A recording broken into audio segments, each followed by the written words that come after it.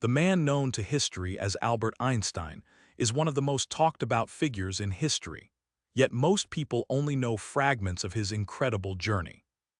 In this deep dive, we will follow Albert Einstein from his beginnings in the late 1800s through the world he lived in, the choices he made, and the monumental legacy he left behind. People still repeat the line, "Imagination is more important than knowledge." In this story, we will see what that sentence truly meant for Albert Einstein and for the extraordinary life he actually lived, revealing how a singular mind reshaped our understanding of the universe. If you enjoy long deep dives into lives and stories like this, feel free to like the video and subscribe for more. Our story begins on the 14th of March, in the year 1879, in the South German city of Ulm, a picturesque locale that would become the birthplace of a mind destined to alter the course of science. Albert Einstein entered the world as the first child of Hermann Einstein and Pauline Koch, a middle-class Jewish couple with entrepreneurial aspirations. His father, Hermann, was a featherbed salesman who later ventured into the burgeoning electrical engineering sector, a field that was rapidly transforming the industrial landscape of Europe. Albert's early youth was shaped significantly by his father's business dealings. When Albert was still an infant, only about 15 months old, the family made a pivotal move from Ulm to Munich. This relocation was driven by Hermann's ambition to establish his own electrical company, the Elektrochemische Fabrik J. Einstein SI, in partnership with his brother Jakob. This enterprise specialized in direct current electrical equipment, providing essential infrastructure for the electrification of Munich and beyond. The technical environment of his father's work, immersed in the practical applications of physics, surely provided a subtle, constant backdrop to young Albert's formative years, perhaps unknowingly seeding his future fascination with the fundamental laws of the universe. Albert remained in Munich, attending the Luitpold Gymnasium, a demanding secondary school, until 1894. However, the family was once again uprooted when Hermann Einstein's electrical company faced significant financial hardship and eventual failure. This downturn, exacerbated by intense competition and the rapid obsolescence of direct current technology in favor of alternating current, compelled Hermann and Pauline to seek new opportunities. They moved to Pavia, Italy, in 1894, hoping to revive their business fortunes, but Albert did not join them immediately. This period marks a crucial point of semi-independence for the young Albert, as he was left behind to complete his education in Munich. While his family struggled with financial uncertainty, Albert was already demonstrating a prodigious, if unconventional, talent for physics and mathematics. Though he often clashed with the rigid pedagogical methods of the German school system, finding its rote memorization stifling, his natural aptitude for scientific inquiry was undeniable. He harbored a strong desire to pursue higher education at the Swiss Federal Polytechnic School in Zurich, commonly known as ETH Zurich. This institution, celebrated for its advanced curriculum in science and engineering, represented a haven for his intellectual curiosity, a place where he could immerse himself in the two subjects where his true genius would ultimately flourish. His aim for ETH Zurich was not merely an academic choice, but a declaration of intellectual independence, a pursuit of knowledge that would define his life. The seeds of this profound ambition were sown much earlier, far from the hallowed halls of Swiss academia. The man who would come to define the 20th century's scientific landscape, Albert Einstein, first drew breath on March 14, 1879, in the ancient city of Ulm, nestled in the kingdom of Württemberg, German Empire. His early years were not marked by immediate academic brilliance in the traditional sense, but by a quiet, observant nature and a budding curiosity that often felt at odds with the rigid schooling of the era. Albert's youth was dictated to a considerable extent by his father's business dealings. Hermann Einstein, a savvy but ultimately struggling entrepreneur, moved his young family from Ulm to Munich in 1880, seeking better opportunities. There, Hermann and his brother Jakob established Elektrotechnische Fabrik J. Einstein SI, a company that manufactured electrical equipment. This environment, steeped in the practical application of nascent electrical engineering, undoubtedly provided Albert with an early, though perhaps unacknowledged, exposure to the wonders of physics and mechanics. He received a compass from his father at age 5, a seemingly simple gift that ignited a lifelong fascination with the unseen forces of the universe. The mystery of the needle's unwavering north-south alignment, guided by an invisible field, left an indelible impression on the young boy, hinting at an order beneath the chaos of the observable world. While his home life was a vibrant, if sometimes financially precarious, hub of invention and intellectual discussion, his uncle Jakob, an engineer, often encouraged his scientific leanings. Albert's formal education in Munich was a different experience. He attended the Luitpold Gymnasium, a strict and disciplined institution that favored rote memorization over independent thought. Albert found the rigid Prussian-style schooling suffocating, often clashing with his teachers over his rebellious spirit and disinterest in subjects that failed to ignite his passion. He struggled with language and history, but his mathematical aptitude began to shine through, nurtured by private tutors and his uncle. He developed a deep affection for classical music, particularly the violin, finding in its harmonies an order and beauty that resonated with his mathematical mind. Albert remained there until 1894, but at that stage, the Einsteins were once again uprooted when Hermann's business ventures in Munich faltered. With the family enterprise facing significant financial difficulties, Hermann decided to relocate to Pavia, Italy, hoping to find new success in the burgeoning electrical market there. This move marked a pivotal moment for 15-year-old Albert. His parents, still keen on him completing his German education, left him behind in Munich to finish his final year at the gymnasium, boarding with relatives. However, the isolation and the continued pressure of an education he despised became unbearable.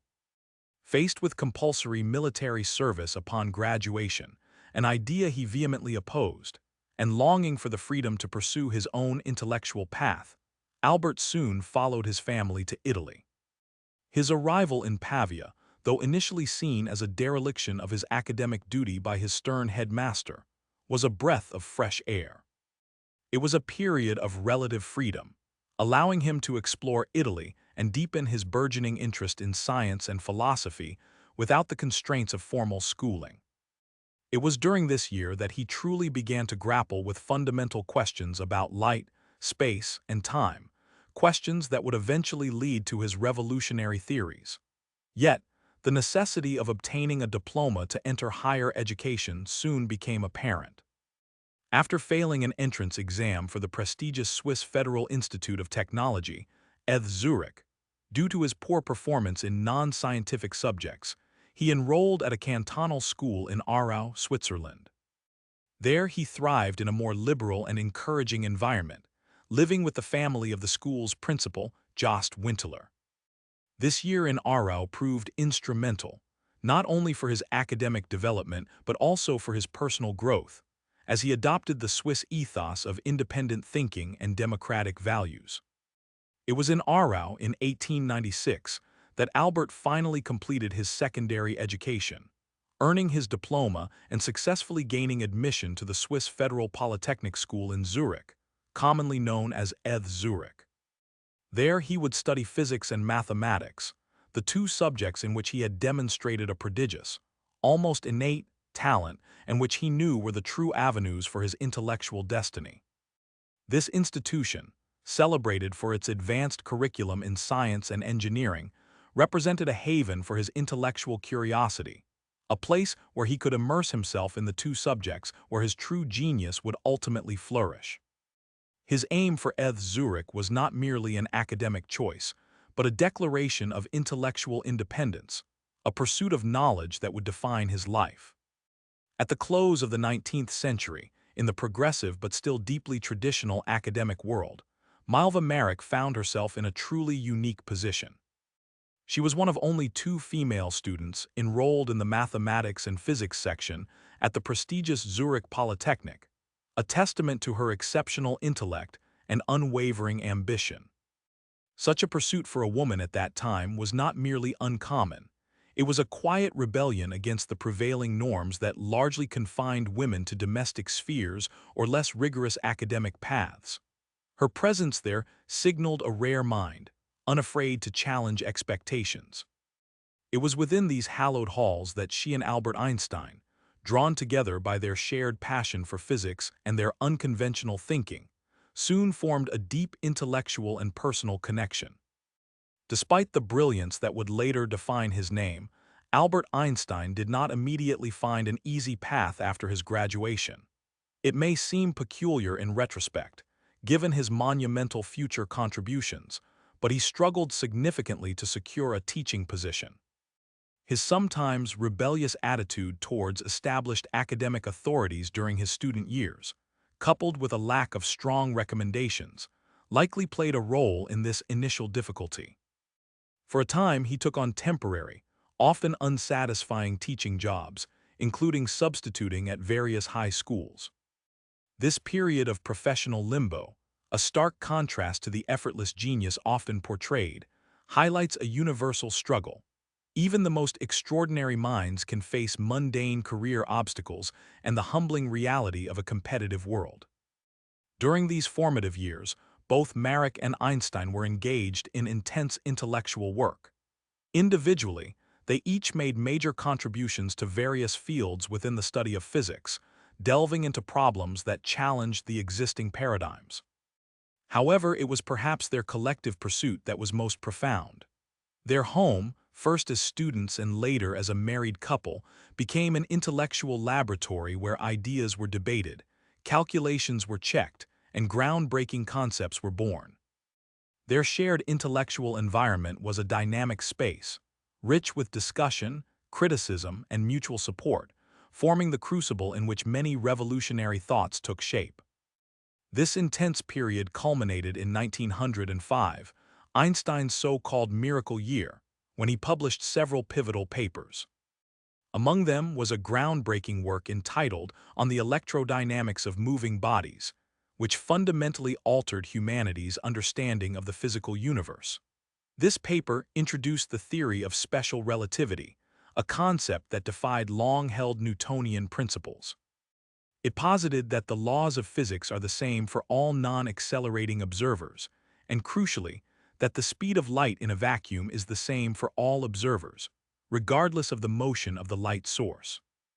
These two postulates led to profound implications, revealing that space and time are not absolute but are intertwined and relative, forming a single four-dimensional fabric known as spacetime. The publication of this work marked a paradigm shift, laying the foundation for much of modern physics and forever changing how we perceive reality. The publication of this work marked a paradigm shift, laying the foundation for much of modern physics and forever changing how we perceive reality. Yet this monumental achievement did not spring from a vacuum, nor was it the sole product of Einstein's early genius. His intellectual journey, profoundly shaped by his academic environment and personal relationships, provides crucial context. During his time at the Swiss Federal Polytechnic in Zurich, now known as ETH Zurich, where he studied from 1896 to 1900, he found himself amidst a vibrant, if sometimes challenging, academic atmosphere. It was there that he met Milva Marek, a fellow student and one of only two women in his section of the mathematics and physics program. Their connection was immediate and profound, rooted in a shared passion for physics and a mutual disdain for the rigid teaching methods prevalent at the time. Their intellectual partnership quickly blossomed into a romantic one. Marek, a brilliant student in her own right, had an exceptional aptitude for mathematics and a deep understanding of theoretical physics, often assisting Einstein in his calculations and engaging in vigorous debates that sharpened his own conceptualizations. While the extent of her direct contribution to the Annus Mirabilis papers remains a subject of academic discussion and historical debate, there is no doubt that she provided a vital intellectual sounding board and a supportive personal environment during these formative years. Indeed, individually they made major contributions to various fields within the study of physics, Albert through his groundbreaking theories, and Malva through her rigorous analytical skills and intellectual support, fostering a collective environment ripe for discovery. Despite their shared academic prowess, the path after graduation was not smooth for Albert. It may seem peculiar in retrospect, given his eventual towering reputation, but Albert did not immediately find it easy to secure a teaching position or any academic post for that matter. His unconventional approach to learning, often skipping lectures to read original works, and his tendency to challenge his professors, likely contributed to his difficulty in securing recommendations. This forced him into a series of temporary, less than ideal jobs, including a brief stint as a private tutor. It was not until 1902, 2 years after his graduation, that he finally secured a stable, if seemingly mundane, position as a technical assistant examiner at the Swiss Patent Office in Bern. This job, far from the hallowed halls of academia he aspired to, ironically proved to be a fertile ground for his burgeoning genius. The work, which involved evaluating patent applications for scientific and technical feasibility, often required a deep understanding of physics and engineering principles, but it was not overly demanding, leaving him ample time to ponder the fundamental questions that had long consumed him. It was during these spare moments on his desk, often between patent evaluations, that he performed some of his most revolutionary work. The year 1905, often referred to as Einstein's annus mirabilis or miracle year, saw the publication of not just the seminal paper on special relativity, on the electrodynamics of moving bodies, but a quartet of papers, each revolutionary in its own right, that fundamentally reshaped our understanding of the universe. Beyond the insights into space, time, and the constancy of the speed of light, he published a paper explaining the photoelectric effect, a phenomenon where light striking a metal surface causes electrons to be ejected. This work, which posited that light consists of discrete energy packets now known as photons, was a crucial step in the development of quantum theory and later earned him the Nobel Prize in Physics in 1921. Another paper provided a theoretical explanation for Brownian motion, the erratic movement of microscopic particles suspended in a fluid. By mathematically demonstrating that this motion was caused by the random collisions of atoms and molecules, Einstein provided compelling evidence for the existence of atoms, a concept still debated by some scientists at the time. Finally, and perhaps most famously, he published a short addendum to his special relativity paper that introduced the concept of mass-energy equivalence, encapsulated in the iconic equation E(mc)2. This equation revealed that mass and energy are interchangeable and represent different forms of the same fundamental entity, forever altering our understanding of energy, matter, and the potential for nuclear power. Together, these four papers, written by a patent clerk largely outside the mainstream academic establishment, showcased an extraordinary breadth of intellect and a profound ability to synthesize disparate observations into coherent, revolutionary theories. While special relativity provided a new framework for understanding motion at high speeds and the interconnectedness of space and time, it had a significant limitation. It only applied to observers in uniform, non-accelerating motion. It offered no explanation for gravity, the fundamental force that governs the motion of planets, stars, and galaxies. Einstein himself recognized this shortcoming, considering special relativity merely a stepping stone toward a more complete theory. He spent the next decade wrestling with this profound challenge, driven by a deep conviction that gravity must also fit within the elegant framework of relativity. His primary goal was to extend the principles of relativity to include accelerated frames of reference, and in doing so, to incorporate gravity seamlessly into the fabric of spacetime. This quest led him to one of his most brilliant insights, the principle of equivalence. This principle postulates that the effects of gravity are indistinguishable from the effects of acceleration. Imagine being in a sealed elevator. If you feel pushed to the floor, you cannot tell whether the elevator is accelerating upwards in space, or if it is stationary on Earth experiencing gravity. This simple yet profound thought experiment suggested that gravity was not a force acting in spacetime, but rather a manifestation of the curvature of spacetime itself.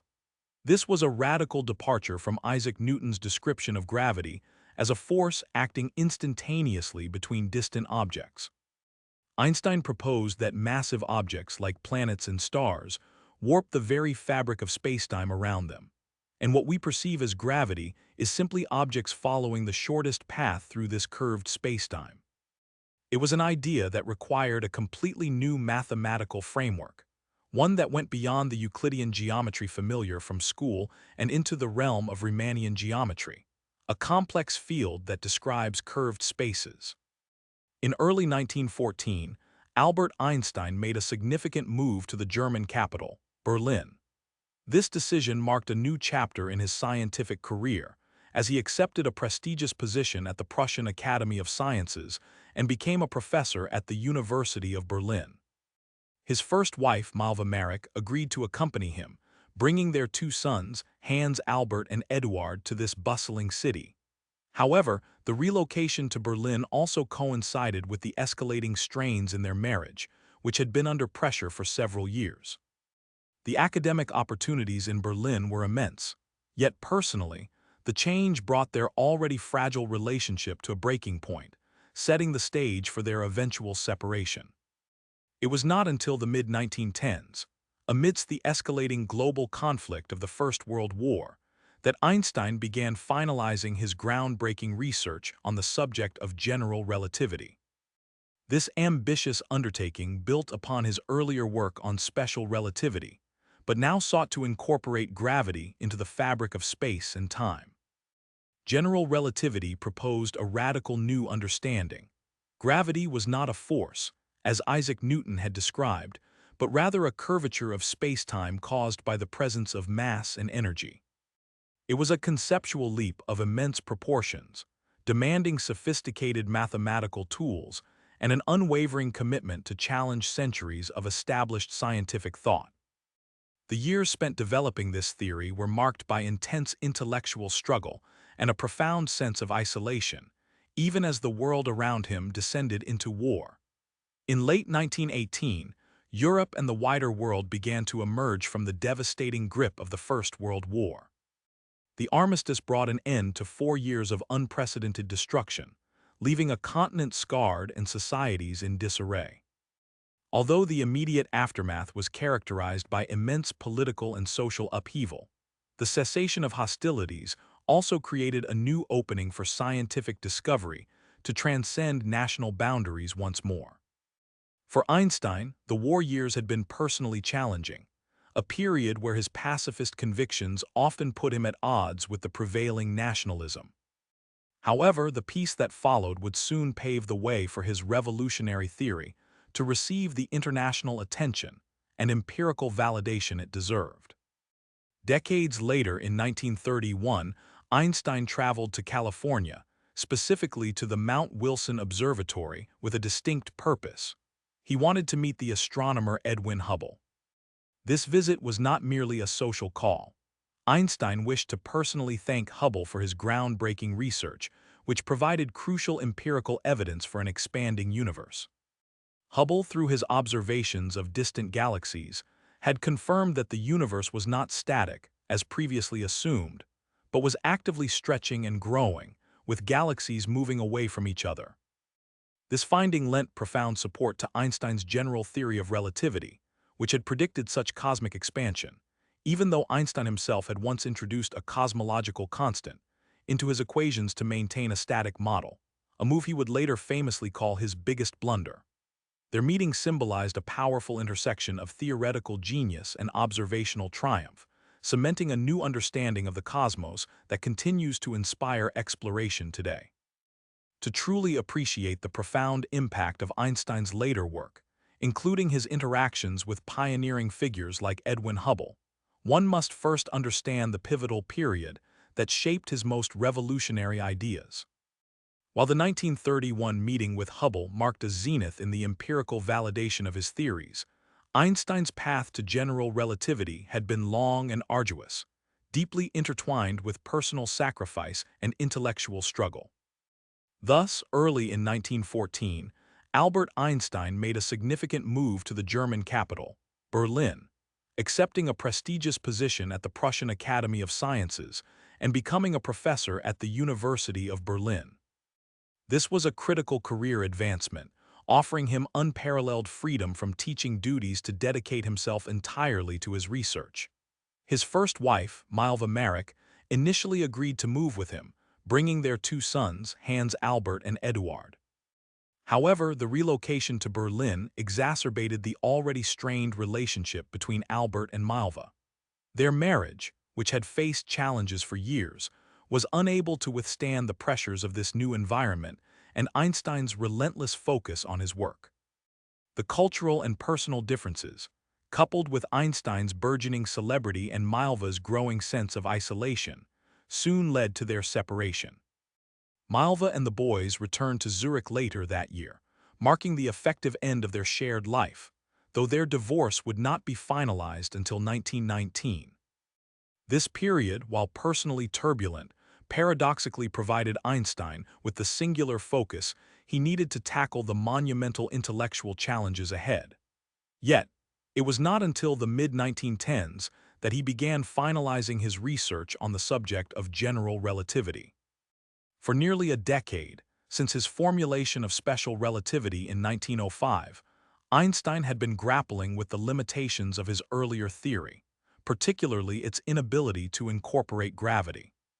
Special relativity dealt with constant velocities, but the universe was dynamic, filled with accelerating objects and the undeniable force of gravity. Einstein sought a new framework that could describe gravity not as a force acting across space, but as a manifestation of the curvature of spacetime itself, caused by mass and energy. This quest demanded an entirely new mathematical language, one he had to learn and sometimes even invent with the help of colleagues like Marcel Grossman and David Hilbert. The years between 1912 and 1915 were a period of intense, almost obsessive, intellectual exertion. Working in relative isolation, even as the drums of war began to beat across Europe, Einstein meticulously developed the complex field equations that would define general relativity. He encountered numerous false starts and conceptual hurdles, battling with the non-Euclidean geometry required to describe curved spacetime. The insights were revolutionary. Gravity was no longer a mysterious pull, but a warping of the fabric of the universe. Planets orbited the Sun not because of an invisible force, but because the Sun's immense mass curved the spacetime around it, dictating the paths of least resistance or geodesics for objects moving within its influence. Finally, in November 1915, after years of dedicated effort, Einstein published his complete theory of general relativity, a masterpiece of theoretical physics that would forever change humanity's understanding of the cosmos. The publication, however, took place amidst one of the most destructive conflicts in human history. In late 1918, Europe and the wider world began to emerge from the grip of the First World War. Although the armistice was signed in November, bringing an end to the brutal fighting that had ravaged continents for 4 years, the scars of war ran deep. The scientific community, like all other sectors of society, had been severely fragmented by nationalistic fervor and wartime secrecy. Many scientists had been diverted into war efforts, and international collaboration had largely ceased. Despite the political turmoil and personal hardships, Einstein's groundbreaking work began to garner international attention, albeit slowly, as communication channels reopened. The immediate post-war period was one of rebuilding and reconciliation, but it also laid the groundwork for the most dramatic confirmation of Einstein's theory. In 1919, just months after the war's end, British astronomer Arthur Eddington led an expedition to observe a total solar eclipse. The goal was to test one of general relativity's key predictions, that the massive gravity of the Sun would bend the path of starlight passing close to it, making the stars appear slightly shifted from their actual positions. This experiment, daring in its scope and execution, yielded results that spectacularly confirmed Einstein's predictions. The news, especially coming from a British scientist validating the work of a German-born physicist so soon after a devastating war, was a powerful symbol of science's ability to transcend national boundaries. It catapulted Einstein to global fame, turning him into an icon overnight. His theories, once confined to academic journals, now became subjects of public fascination, discussed in newspapers and magazines worldwide. Over the subsequent decade, Einstein's celebrity grew exponentially. He traveled extensively, lecturing on his theories, meeting with world leaders, and becoming a leading voice for peace and international cooperation in the fragile post-war era. During these travels, particularly to the United States, his interest in the rapidly advancing field of observational astronomy grew. The burgeoning capabilities of telescopes, especially the new instruments at Mount Wilson Observatory in California, were providing astronomers with an unprecedented view of the universe. It was here that Edwin Hubble was making his revolutionary discoveries about the nature of nebulae and the expansion of the universe. Einstein, whose own general relativity equations had initially suggested an expanding universe, a prediction he had famously suppressed by introducing a cosmological constant, because he believed the universe was static, was deeply intrigued by Hubble's empirical findings. He had considered his insertion of the constant his biggest blunder, and now, Hubble's observations were providing the direct observational evidence he had implicitly predicted. He understood the profound significance of Hubble's work, which offered the first concrete observational proof of a dynamic, expanding cosmos, aligning perfectly with the original, unadulterated predictions of his field equations.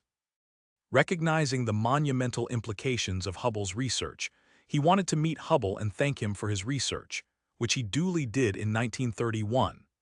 Einstein, accompanied by his second wife Elsa, made a pilgrimage to Mount Wilson Observatory during one of his several visits to California. The meeting between the theoretical titan and the observational trailblazer was a pivotal moment in the history of science. Einstein, always eager to engage with empirical evidence, personally observed the large Hooker telescope through which Hubble had peered into the expanding universe. He listened intently as Hubble explained his painstaking measurements of distant galaxies and their recessional velocities. It was during this visit that Einstein publicly acknowledged the power of Hubble's observations. He not only praised Hubble's work, but also formally retracted his cosmological constant in light of this new evidence, fully embracing the expanding universe model. This meeting, therefore, was far more than a mere courtesy call. It was a profound intellectual exchange that solidified the prevailing cosmological model for the 20th century and beyond. Einstein's humility in admitting his blunder and his enthusiasm for Hubble's empirical validation underscored his commitment to scientific truth above all else.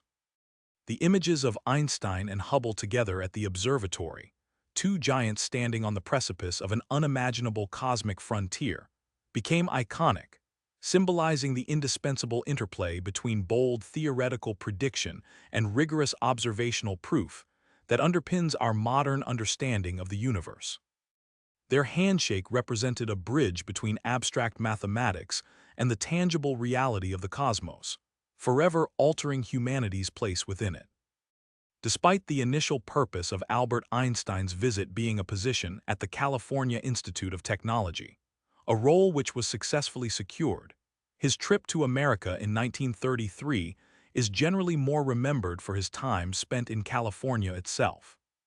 He found himself a celebrated figure, an almost mythical scientific sage, enjoying the sunshine and the relaxed atmosphere. This period, however, stood in stark contrast to the dark clouds gathering over Europe, clouds which he had fled. The ease with which he settled into this new life, a temporary reprieve from the intellectual and political anxieties he carried, offered a brief moment of public tranquility before the immense responsibilities that would soon be placed upon his shoulders by history itself. The world saw a playful, disheveled genius, unaware of the profound shifts his work would soon help unleash. Einstein quickly acquired a more permanent and prestigious position at the Institute for Advanced Study at Princeton University, New Jersey, later that same year. This institution was designed as a haven for pure intellectual pursuit, a place where the brightest minds could devote themselves entirely to fundamental research without the burdens of teaching or administrative duties. For Einstein, it represented an ideal environment to continue his quest for a unified field theory, an ambitious attempt to weave together all the fundamental forces of the universe into a single, elegant mathematical framework.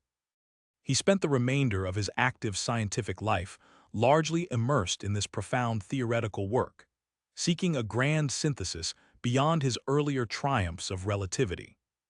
His presence at Princeton attracted other leading scientists and mathematicians, solidifying the institute's reputation as a global center of intellectual gravity. Eventually, in mid-July 1945, the world's first nuclear device was detonated in the desert of New Mexico. This pivotal event, codenamed the Trinity Test, marked the terrifying culmination of the Manhattan Project, a secret wartime undertaking that owed its very inception, in part, to Einstein's influential letter to President Franklin D. Roosevelt 6 years prior. The destructive power unleashed, far exceeding even the most pessimistic projections, sent a shockwave through the scientific community and soon, the entire world. It was a moment that simultaneously showcased humanity's profound mastery over the natural world and its terrifying capacity for self-destruction. The theoretical physics born from Einstein's own insights had been transmuted into a tangible, horrifying reality, altering the course of human history in an instant. Accordingly, the administration of President Harry S. Truman quickly decided to use this new and terrifying weapon against Imperial Japan in an effort to bring the Second World War to a swift conclusion. In early August 1945, the cities of Hiroshima and Nagasaki became the targets of these atomic bombs, unleashing unprecedented levels of destruction and human suffering. This decision not only hastened the end of the global conflict, but also irrevocably altered the landscape of international relations, ushering in the nuclear age and a precarious balance of power built on mutually assured destruction. For Albert Einstein, the news was a source of profound personal anguish. His early advocacy, born from a fear of Nazi Germany acquiring such a weapon, had ultimately led to its use by his adopted homeland, prompting him to dedicate the remainder of his life to promoting nuclear disarmament and international peace, striving to close the Pandora's box he had reluctantly helped to open. For Albert Einstein, the news was a source of profound personal anguish.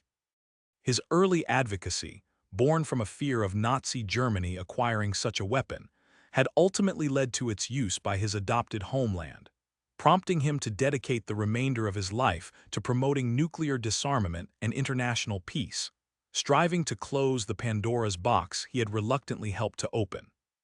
His journey to this profound moral crossroads began much earlier, with his arrival in the United States in 1933, fleeing the escalating persecution of Jews in Nazi Germany. While he quickly acquired a position at the Institute for Advanced Study at Princeton University, it was a cross-country trip earlier that year that captured much public attention. Though his ostensible purpose in visiting various universities and institutions across the U.S. was to give lectures and engage with scientific colleagues, the trip is generally more remembered for Einstein's visit to California. Here he met with Hollywood stars, attended grand social events, and even spent time with Charlie Chaplin, a fellow iconoclast. These public appearances cemented his image as not just a brilliant scientist, but also a global celebrity, a quirky sage with wild hair and a profound humanity, even as the storm clouds gathered over Europe. Settling into his role at Princeton, Einstein initially focused on his unified field theory, attempting to reconcile gravity with electromagnetism. However, the political climate soon intruded forcefully upon his theoretical pursuits. News reached him and his fellow immigré scientists of groundbreaking fission experiments in Berlin. The implications were terrifyingly clear. If Germany could harness this power, the world faced an unimaginable threat. It was this fear, more than any personal desire, that led Einstein in August 1939 to sign a letter drafted by Leo Szilard and others, addressed to President Franklin D. Roosevelt. The letter warned of the potential for an extremely powerful new type of bomb and urged the U.S. to accelerate its own research into nuclear chain reactions. Though Einstein's direct involvement in the subsequent Manhattan Project was limited due to security concerns and his pacifist leanings, his initial letter served as the catalyst, kickstarting the monumental scientific and industrial effort. For years, the project remained a closely guarded secret, consuming vast resources and the intellects of thousands of scientists, engineers, and technicians. The race against a theoretical Nazi bomb was a driving force, pushing the boundaries of what was thought possible. Eventually, in mid-July 1945, the culmination of this immense effort arrived. The world's first nuclear device, code-named Trinity, was detonated in the desert of New Mexico near Alamogordo. The pre-dawn explosion unleashed an apocalyptic spectacle, a blinding flash of light, brighter than 1,000 suns, followed by a searing heat wave and a mushroom cloud that climbed miles into the sky. The force of the blast vaporized the steel tower on which the device rested, fused the desert sand into radioactive glass, and sent shockwaves rippling for hundreds of miles. Oppenheimer, the scientific director, famously recalled a line from the Bhagavad Gita, "Now I am become death, the destroyer of worlds." The successful test unequivocally confirmed the terrifying power of the atom. With this new, unprecedented weapon now a reality, the administration of President Harry Truman quickly decided to use it against Japan. The war in the Pacific was grinding on, and military planners estimated that a conventional invasion of Japan would result in millions of casualties on both sides. Faced with this grim calculus, and driven by a desire to end the war swiftly and decisively, Truman authorized the atomic bombings of Hiroshima and Nagasaki. On August 6, 1945, the Little Boy bomb was dropped on Hiroshima, followed 3 days later by the Fat Man bomb on Nagasaki. The destruction was instantaneous and absolute, incinerating cities, instantly killing tens of thousands, and leaving behind a legacy of radiation sickness that would claim lives for decades. The world was forever changed, thrust into a new, perilous era where humanity possessed the means of its own annihilation.